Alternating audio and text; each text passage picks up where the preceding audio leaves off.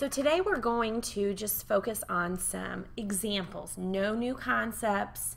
I think we just need more practice. What do you think, Ms. Hoke-Raby? Yeah, it's good to, especially now that we've just started proofs really, we want to make sure you're comfortable with it and just kind of alleviate any of those frustrations of how do I know what to do next? We're going to really guide you guys through that today. Good. Well, the last couple days, we've kind of done a little more algebraic proof and then threw in some geometric proof.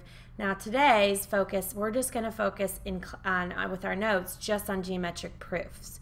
Now, when you do some of these examples tomorrow in class, you'll see some of the algebraic, but we're going to try to wean you off of that a little bit more. Yeah, hopefully you're already comfortable with the algebra proofs. So we're really going to dive today into making sure we're comfortable also with those geometry proofs. And the other thing you're going to notice today is that there will be 2 column proofs that you have to do all on your own.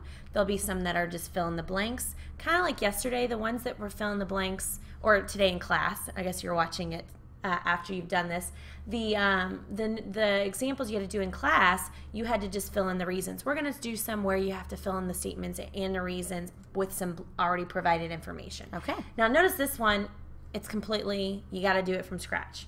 So let's talk through it. Now, every single 2 column proof, just to backtrack, are going to give you the given and proof. A lot of geometric proofs got to have a picture. That's a nice thing. Not always, but most of them. And usually, guys, if there's a picture, that means it's useful to us. Right. It's usually there for a reason. So, to start the proof, Mrs. Hoke-Raby, how do I start it? I always want to start with the given information. So I'm going to start this with line AB is perpendicular to line EF, and line CD is perpendicular to line EF. And of course I know that's true because that's given. Perfect. And that's your reason. That's my reason. Good deal. Okay, so when you do your 2 column proof, remember when there's 2 parts to the given or 3 parts to the given, you can put it all in one step if you want. You can separate them out. Sometimes some of the fill in the blank proofs that they do in the book or a worksheet, sometimes they have you do that. So don't panic. You're like, wait, that's the given, and it's separate from the first step. That's okay. It's okay. The given isn't important, so that's where I always start. I always ask myself, okay, what does this mean? So if I know line AB is perpendicular to line EF, so Ms. Hoke-Raby, if I know this line is perpendicular to that line, right, what does that going to tell us? Well, I'm thinking back to, we talked about a definition, and the definition of perpendicular was that it formed right angles. So can I go ahead and talk about how I don't even have like I don't have enough vertices there to know. Oh, but they put a 1 and a 2 there. Can I maybe talk about how angle 1 is a right angle? Well, let's see. Angle 1 is an angle formed by the 2 lines that are intersecting, right? Right. And what do we know about the 2 lines that are intersecting here? They form right angles, so yeah, I think I can say. And the reason, why do we know that they form right angles? That's the definition of perpendicular. Because they were given perpendicular. Yeah. So since we know line AB is perpendicular to line EF, we can though go ahead and say this angle 1 is a right angle. Okay, that makes sense. And I'm just going to go ahead and write that down. And again, notice where I'm getting that is basically from the first part of the given. Right? And we're not making anything up. We're just saying, well, if I know this, then I know that. And notice how Ms. Hoke-Raby named it as angle 1. That's because in the end we're going to be talking about angle 1's measure, so we got to state something about angle 1. Right. I'm going to go ahead and put that in my picture. How do I show perpendicular or a right angle in a sense? That little box, that little, yeah. Now these angles up here, we could say each of those are right angles. However, there's no name given provided. We don't have the vertex here. We don't have numbers here, so they're kind of helping you in a sense of what angles you're dealing with. All right, now what would be my reason for saying angle 1 is a right angle? That is the definition of perpendicular. Our definition said that perpendicular lines intersect to form right angles. So if we have perpendicular lines, we have a right angle. So the definition would be logical. Now that's the first part of the given. Let me check that off. Yeah, can I do the same thing for the second part? Because if they tell us that CD is perpendicular to line EF, then don't I also know that angle 2 is a right angle? I think that's an excellent idea because, again, if 2 lines are perpendicular, they form a right angle. So can I put it in the same statement? Well, because it's the same reason, and I don't think that one has to be done before angle 2, it seems like I can just do them both. Yeah, because I could have said, hey, Miss O'Grady, tell me about this instead of starting here. Just because they're in this order doesn't mean you have to go in that order. I typically do just because it's, makes you know, sense. It's We're logical left to right. Here. We think. So I can go ahead and put in the same step, angle 2 is a right angle as well. Now, could I have said angle 1 and angle 2 are right angles, definition of perpendicular? And that would work perfectly. And that's something, guys, when you get more comfortable with these proofs, you're going to start noticing those things, and you're just going to kind of condense it. Try to do as less writing. That's something Mrs. Hograby and I are comfortable with because we do this a lot. Right. So we'll do that. You'll get used to it. So I'm going to go ahead and label like I did that one. Same reason, because we were provided perpendicular. So did we use the given? We've used all the given now. Okay, so all we can feed off of is step 2. Okay, so and we know that we can also look at the picture, of course. We've got right angles. Now I'm looking at what I'm supposed to prove, and I'm supposed to prove that the measure of angle 1 is equal to the measure of angle 2. Well, I know that when I've got right angles, the right angles are 90 degrees. So really, they're both 90 degrees. So does that mean we can go ahead and say that they're equal in measure? Well, I feel like I maybe need to state that they're both 90 first before I state that they're... Yeah. And this is where, and guys, I know some of you are like, well, yeah, of course they're going to equal in measure because we know they're going to be 90 degrees. Well, we got to have that in our proof. It's kind of like we want to make sure we have no gaps in it. Okay. All right? So we're going to go ahead and say if angle 1 is a right angle, then I can conclude that the measure of angle 1 equals 90 degrees. Now, what would be my reason for that? That's a definition of a right angle, isn't it? You are exactly right. Okay, good. Because I know right angles are 90 degrees. That's what we talked about. Okay, and then right here I could also state that the measure of angle 2 equals 90 degrees. And that's because of the fact it has the same reason and they don't depend on each other. We could interchange those steps. Awesome. Notice here I abbreviated right as RT. I wrote it out up here. You know, Ms. Hograby and I will abbreviate things. We ask you to try not to just make up your own abbreviations, especially if we really don't know. Like if you make your own acronym up and we're like, what's that mean? So just kind of try to stay with us so we're very clear on your proof. So did we use step 2? We've used both parts in step 2 now. And now I know I'm trying to get to where their measures are equal, and I think now I can state that. And why is that? Well, if they both equal 90 degrees, they equal the exact same thing, then they equal each other. Isn't that transitive property? You are exactly right. Okay. And I love how she said that. With transitive property, when you have two measures that are equal to the same thing, then you can set them equal to each other. So transitive property works. Can you think of any other reason for this? Could I have used substitution on this one? Because I know we said sometimes they're interchangeable. Mm-hmm. This time, yes, because I could take this measure of angle 2. And why could I substitute it in for that? Oh, because it equals 90, so I can put it in place of the 90. Yeah, so we can say, now, question that sometimes I get is, do I have to have both of those reasons? No. What do you think? No. Because really you should have one reason. Just one reason. I for our purposes, we talk about both reasons just in case if people have that question. Now, do I need to go any further? Well, let me go back to my original thing. It looks like I was supposed to prove the measure of angle 1 equals the measure of angle 2, and I did that. So I'm done, right? So we're done. Okay, good. And notice no gaps. We just said, if I know this, then I know that. And then we keep feeding off of the previous statements. Okay. Perfect. Now this next proof, you're going to notice, this is a guided proof where we've given you one part, either the statement or the reason in each step, and you're just coming up with a missing piece. Okay? So let's take a look at this very first one. The first one says that ray BD bisects angle ABE. All right, so looking at this, ray BD is bisecting here. Angle ABE. And they also tell us in this given, and I've listed it down here also, that the measure of angle MNP is equal to this measure of angle ABD. And when their measures are the same, I know that means that those pictures are congruent. So I'm just marking it on my picture so that way we can see that visual as well. All right, now first of all, notice that this right here is exactly what I started with. So what do we call this reason? It would be the given. Okay, now as we're looking at this given information, you said you saw something.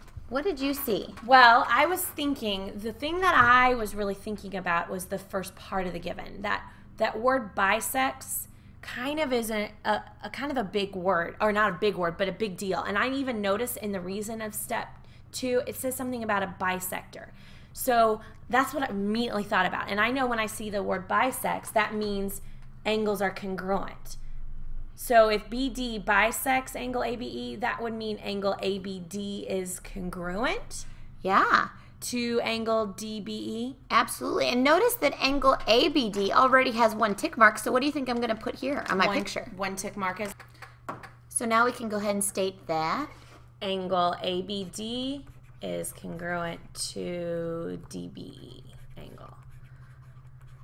All right, and that was the definition of an angle bisector.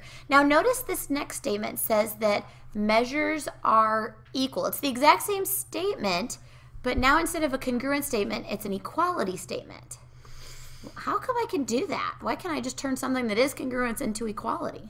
To go from congruence to equality, that means you're using the definition of congruence? Yeah.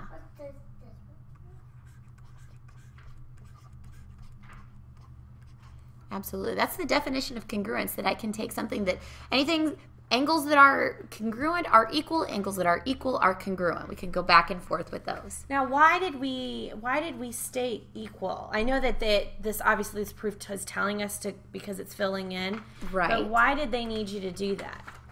Well, if you look at this, what I'm trying to prove is that measures are equal. So I need to get it to a state where I can talk about measures being equal as opposed to just leaving it with congruence. And if you notice that what we've got originally here is that 2 measures in our given are equal to. Right now, so far, we've used this step of our proof, right? Mm-hmm. We've said that that means that those angles are congruent.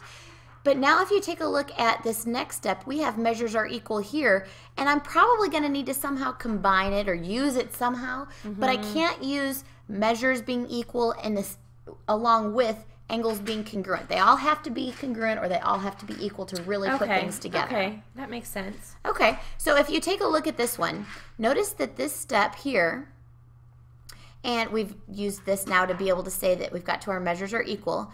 This step here are the 2 things we haven't used yet. Okay, so what I'm noticing is both of those equality statements have the measure of angle ABD in common. So that's why we can go ahead and say in step 4, angle MNP is equal to that. Right. To DBE, because of the fact, I'm thinking transitive would work. Yeah. And then the transitive property says as long as they equal the exact same thing, they equal each other. Now, what about substitution? What do you think? Well, substitution means I could replace one thing with another thing as long as they're equal. So I could substitute DBE and for ABD. Sure.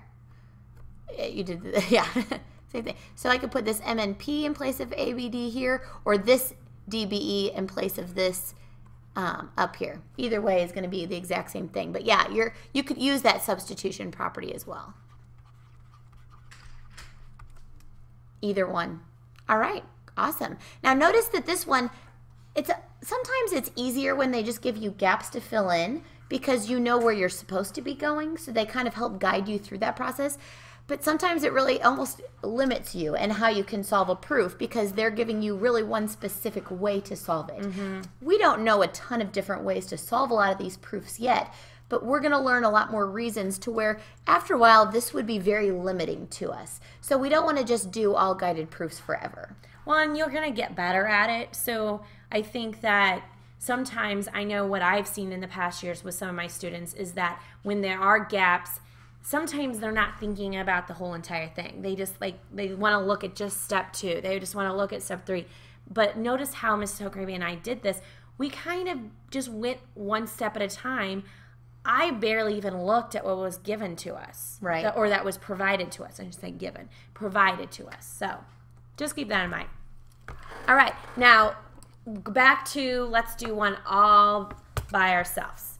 All right. No guided help here. So given, we know that's what we start with, so let me go ahead and write that down. We'll talk about that in just a minute. and that's our reason. Hopefully you're getting the hang of that. I have a picture along with this as well, so something to kind of keep in mind.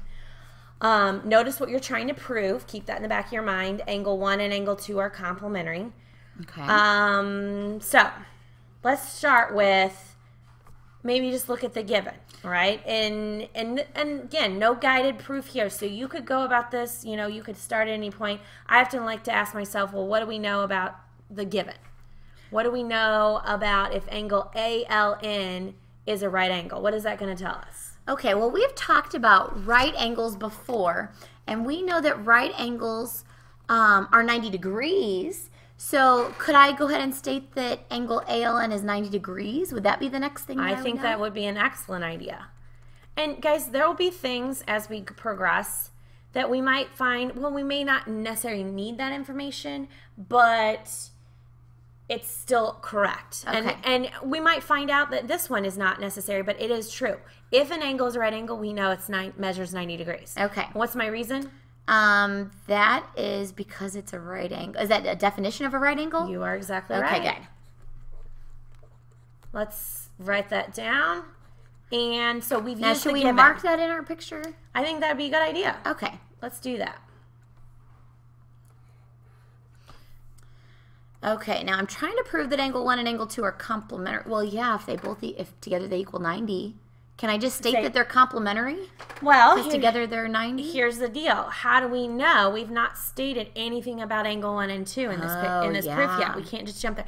And again, guys, just like what Miss Hochraby did, she's thinking like ahead. You're like, I do see that that's going to happen. It's logical. We're not trying to throw you off here, all right? And those are common things that kids will tell us too. They're like, well, they should be complementary. That's what it means when they equal 90. Okay, so let's think about the given. The given didn't say anything about angle 1 and 2. Oh, so that to me is a red flag that I got to look at the picture and state something about angle 1 and 2. And what do you notice in the picture about angle 1 and 2? Okay, well, I see that angle 1 and angle 2 together make up angle ALN. Isn't that angle addition postulate? You are exactly right. All right. And this is logical for a couple reasons. One, she's saying something, Ms. Hoger is saying something about angle 1 and 2. I'm jumping ahead. I was looking at the 90. And she's also saying something about angle ALN, which we've already stated something about that as well. Okay. So we've stated about angle 1 and 2, which is where we're wanting to go, and we're using angle ALN as well because that's what was given information about. So you said angle addition postulate. We used an acronym for that, AAP. All right, so here's the deal. We've used the given. Have we used step 2? No, not really yet. Not yet. We got that from here. We've just stated step 3. Okay. So is there anything we can feed off of either one of those, or do we need to look at the picture? What do you think? Because both step 2 and step 3 have the measure of angle ALN. So could I substitute that in its place? So what are you going to substitute? I'm going to put that 90 in place of the ALN in the next step and say that the measure of angle 1 plus the measure of angle 2 equals 90. And you said a great word already, substitute. So would that be a reason? Yeah, and actually I think I can use transitive here because they both equal the same thing, so they equal each other, right? Yeah, you could use transitive. I fed off of how you described it. So I like that. And you're going to find sometimes substitution's going to be obvious, sometimes transitive. Like the last 2 examples we did, we immediately thought of transitive. Right. With this one, substitution is something that I would often seem a little more. Now, why would saying this help us? Well, think about where we're going. We've used step 1. Oh. We've used these steps now. I see. What does this mean? Well, because when we're talking about complementary angles, it means that the sum of 2 angles measures equal 90, and that's what I see here. Is the measure of angle 1 plus the measure of angle 2 equal 90. So now I go to say that angle 1 and angle 2 are complementary? Now, why could we do that? Why would we be able to say angle 1 and angle 2 are complementary? Well, we've used a lot of definitions. Is that the definition of complementary? And what's the definition of complementary say? It says that the sum of the measures of 2 angles equals 90 degrees. So yeah, that's the definition of complementary. So we can go ahead and say that And I'm going to abbreviate complementary if that's cool with you. Sounds great to me. And one little side note, anytime you're trying to prove angles that are complementary or supplementary, you have to show they add up to that, like 90. With supplementary, you have to show they add up to 180. Because remember, those definitions are kind of forward and backwards here. Right. And we're done because we proved our proof. Okay. Now this last one looks similar to one that we did the other day. What's a little different now is kind of we're flipping what we were given and what we were proving. So if you take a look at this first step, this given step, they tell us that AC is equal measure to BD. So we know something about those larger segments. What we're proving is something about the parts of these segments. Okay. We're trying to prove that AB and CD are the same measure as well. I see what you're saying, because yesterday we did an example where we were given AB and CD were equal and we had to prove the overall big ones. Exactly. I see. So what do you know for every proof? What are we going to start with? The given. Okay, so let's state this. We know that AC is equal to BD, and I know that because it's given. And notice I've already marked the picture. That's important to be able to help you to see things sometimes. All right, now that's all we're given. Is that by itself enough to make this jump to talk about AB and CD? No, Right. because the given, I just look at it, the given doesn't even say anything about AB and CD at all. It doesn't even refer to those segments yet. And I even look at that given, AC and BD being equal. Really the only thing we can say from that is that they're congruent, and I don't, as right now, I don't see that we're probably going to have to change anything to congruent because it's all equality. equal all right now. Okay, so when this step here doesn't help you quite yet, Yes. that's when I really need to go back and look at the picture. All right. And look at what you're trying to prove. I want to talk about these little parts of the segment. And I need to somehow relate that to what's provided in the given. Exactly. So I know that AC is created by combining AB and BC. So I can use a little segment addition postulate. Perfect. So I can say maybe AB plus BC is equal to AC.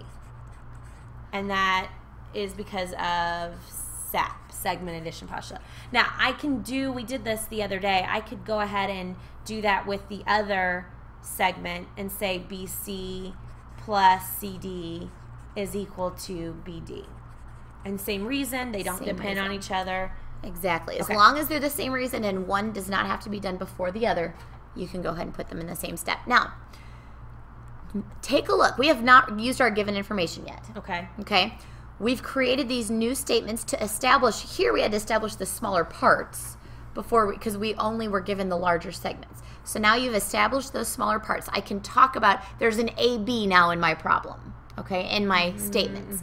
So now I need to make another statement. I still haven't used this given information yet, so chances are I'm going to be using this given information here. Okay. I'm thinking of a couple different ways to do this. One thing is I could take is, since you said we need to use the given because we haven't used it. Step 2 we haven't used either. We just stated it. I'm thinking of doing some substituting. I think about putting that whole sum AB and plus BC in for AC into the given. Sure, we could do that. And then I could also substitute BC plus CD into BD in the given. Okay, so you're going to use all of this stuff all at once. Yeah. And you know what? That's perfectly fine to do that. So let's rewrite this. We're going to have an AB plus BC is equal to BC plus CD. And what would your reason for this be? Because I heard that word several times. Substitution. Substitution. Now, this is not a time where I could use the transitive property. Why not? Because here I don't just say that two things are equal. Now, I could if I had just substituted this one time to say that they both equaled AC, so therefore they equal each other. I could have done that for just the one thing. But because you're substituting two things into one equation, I can't call that transitive That any makes longer. sense. Okay. Ooh, do you notice anything about... So now I've used all of these already in just one step. All right. Let's take a look at this new step. Does that help lead us to something else? Look at what I'm trying to prove. All right, so I'm keeping that in the back of my mind. I notice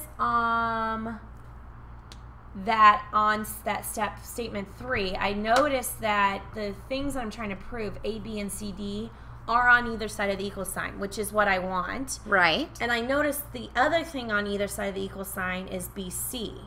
And since those are the same thing, I could just get rid of them. Well, you can't just get rid of them, but let's think of properties that we've talked about before. This is an equation. Okay. What could I do to remove something? If I want to remove it, since it's plus, I would just subtract A, B, C on each side, and then I'm left with AB equals CD. Now, what property is that called when I subtract something from both sides? Subtraction property quality, so ESPO. ESPO. Perfect. I love how you did this. You really looked at taking those new statements that we've made and we put it all together to make one equation because I knew something about AC and I knew something about BD and making a new equation out of that. From there, you noticed that when we were proving, or what we were trying to prove, had everything we needed in this equation, but we had some extra information. And so we can remove, because it's the exact same thing on both sides, we can remove that from both sides to come up with what we were trying to prove.